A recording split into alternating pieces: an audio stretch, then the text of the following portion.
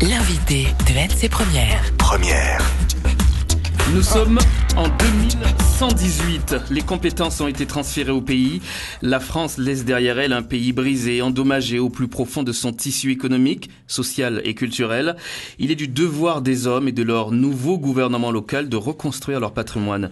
Ceci est une fiction, point d'interrogation. Ce dont on est sûr, c'est qu'il s'agit de la trame de la pièce de théâtre signée Pierre Gop. Son titre, Un souffle de luxure. Nous recevons ce matin et toute la journée sur NC Première le poète, dramaturge et metteur en scène. Bonjour Pierre Gop. Bonjour. La scène telle que vous la décrivez n'est pas optimiste sur l'avenir de ce pays. Il se veut optimiste aussi, si nous sommes des hommes responsables du pays, nous pouvons construire le pays. Pour construire le pays, il faut construire avec les autres, avec nous et avec les autres. Et un souffle de luxure, justement, parle de 1118, où si la France s'en va, mais pour moi, la France ne partira pas, donc on peut construire le pays avec la France et avec tout le monde. Oui. De quel pays s'agit-il ? Il s'agit de la Nouvelle-Calédonie, où si demain il changera de nom de la Nouvelle-Kanaki, le nom n'est pas important pour moi. C'est les hommes qui sont importants qui vivent dans le pays. Et c'est avant de demander la dépendance du pays, il faut demander l'indépendance de l'homme. C'est l'homme qui est important, qui est au centre du dispositif.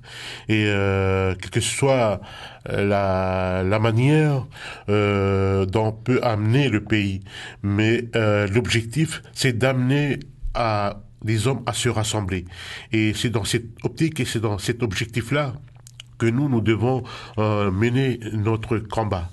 Et ce combat, il n'est pas gratuit.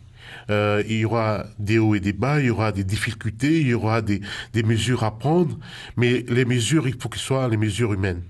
Ouais. Et les mesures humaines, c'est nous les hommes, nous devons apporter ce que nous savons, le savoir-faire. Mais tout de même, Pierre Gop, quand vous dites que les compétences ont été transférées au pays et la France laisse un pays brisé, vous dites que c'est optimiste, mais vous avez peur un petit peu que la fiction rejoigne la réalité, que votre fiction rejoigne la réalité ? C'est possible, et plausible aussi. Mais la fiction... c'est le moment, c'est la période d'articulation aujourd'hui, c'est avant le référendum, et poser cette question, c'est je me pose à moi-même la question. Est-ce que c'est une fiction qui va me rattraper? Est-ce que c'est cet objectif-là que je dois mener ce combat? Oui ou non?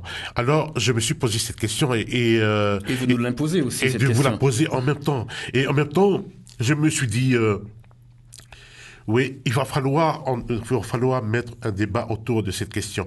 Et c'est pour ça que la fiction, elle doit être mettre en avant dans le sens de conscientiser le pays, justement, les politiques et les hommes.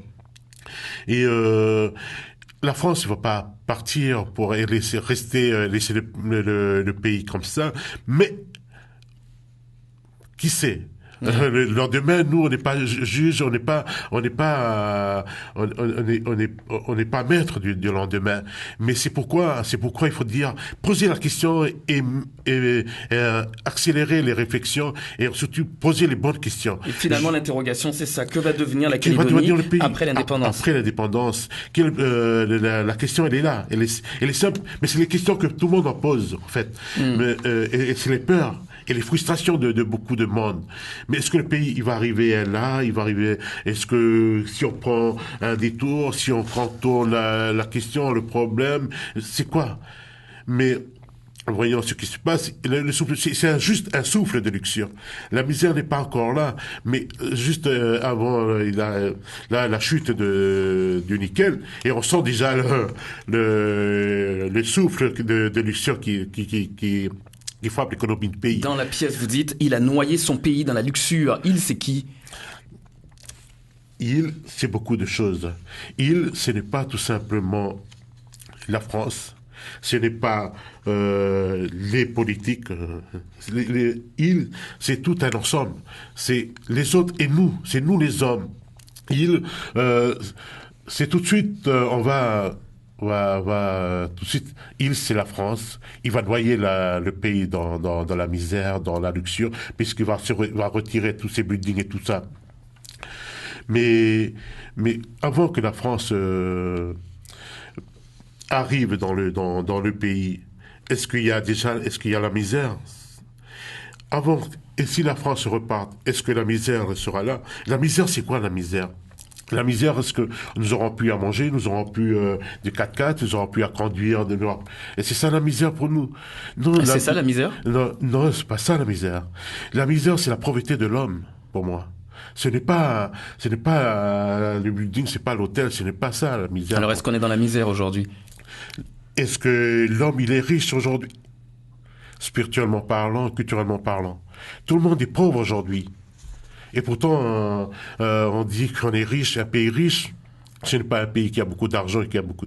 Un pays riche, c'est ceux qui ont beaucoup dans le cœur et qui peuvent partager. Est-ce qu'on est ensemble dans le pays? On n'est pas ensemble dans le pays. Chaque communauté vit sa culture, vit son spirituel, chacun de son côté. On vit ensemble, mais chacun de son côté. C'est ce que vous voulez dire.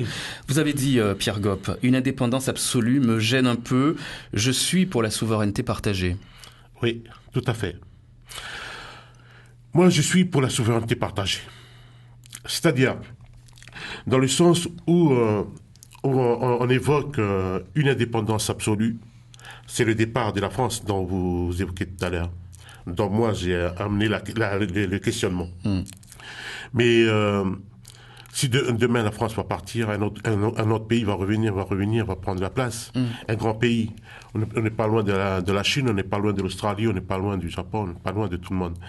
Mais pour moi, ce qui est important, c'est l'homme et la souveraineté partagée dans le sens où on peut définir une indépendance, on peut définir avec tout le monde, et on peut partager les responsabilités, on peut partager tout le savoir-vivre dont je parlais. C'est ça pour moi la souveraineté. Mais vos propos vont loin quand même, Pierre Gopp, quelquefois.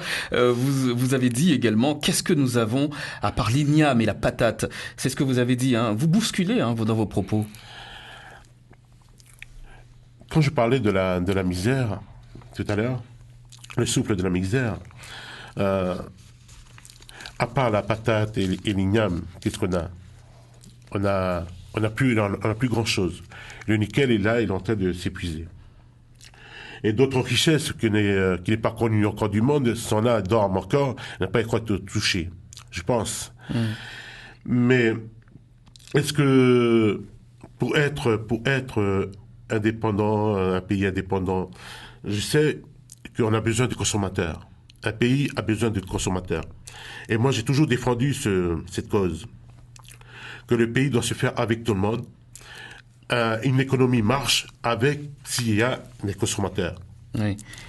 Mais là, vous prenez juste un bout d'une phrase et... Mais vous êtes là pour apporter des réponses. On en parle encore tout à l'heure à partir de 7h10. J'ai envie de vous poser la question, est-ce que l'igname et la patate, est-ce que ce n'est pas là l'essentiel également, Pierre Gopp? Vous allez me répondre tout à l'heure à partir de 7h10 et puis les auditeurs auront l'occasion de vous interroger. Vous restez avec nous.